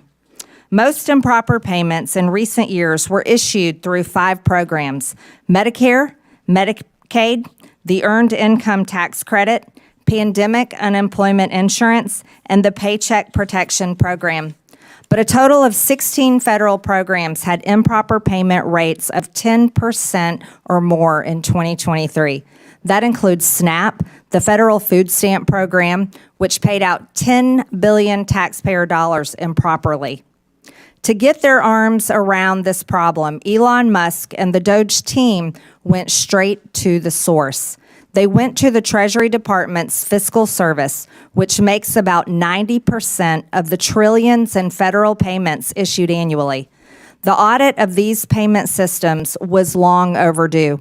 Treasury Secretary Scott Bessent gave Doge employees working for the government read-only access to these systems so they could conduct that initial audit. That audit is already paying dividends. Musk learned that the databases federal agencies are supposed to check to prevent payments to fraudsters, crime rings, and dead people are not being kept up to date. Going forward, we are going to get more mileage out of these do not pay databases. That means fewer improper payments and less fraud and waste of taxpayer dollars.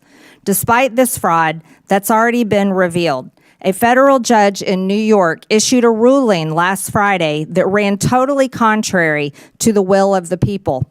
The judge blocked not only Doge, but the Treasury Secretary himself from accessing his own agency's payment systems. That's absurd. Only career Treasury Department unelected bureaucrats can access the system, the judge ruled. This turns the Constitution on its head. We will hold this judge and others who try to stop the will of the people and their elected leaders accountable. As is written in the Federalist Papers, the judiciary has no influence over either the sword or the purse, no direction either of the strength or the wealth of the society. It may truly be said to have neither force nor will, but merely judgment, and must ultimately depend upon the aid of the executive arm for the efficacy of its judgments. But the whole DC swamp is freaking out that the unelected officials from Doge were allowed access to these systems. That makes no sense. Federal judges were not elected. The Treasury bureaucrats were not elected. And they have failed to fix the problem that is enabling American taxpayers to be robbed. So why not bring in skilled outside experts like private companies and private citizens who are successful in the real world to do everyday work that we need to get done here, like audits? Of course, federal payment systems are only one link in the improper payment chain. We need to look at other links in the chain. We need better front-end identify verification to screen out fraudsters, and we need to close eligibility loopholes. That means not letting applicants self-attest to their own eligibility. And it means ending categorical eligibility, which lets someone who fraudulently qualifies for one federal benefit automatically get other federal benefits. Finally, we need to better coordinate fraud prevention efforts between federal governments and the states. These are all issues that we will be taking a hard look at in this committee and coming up with solutions to, including legislation and referrals to committees of jurisdiction that will deliver for the American people. With that and without objection, all members have 5 legislative days within which to submit materials and additional written questions for the witnesses, which will be forwarded to the witnesses. If there is no further business without objection, the subcommittee stands adjourned.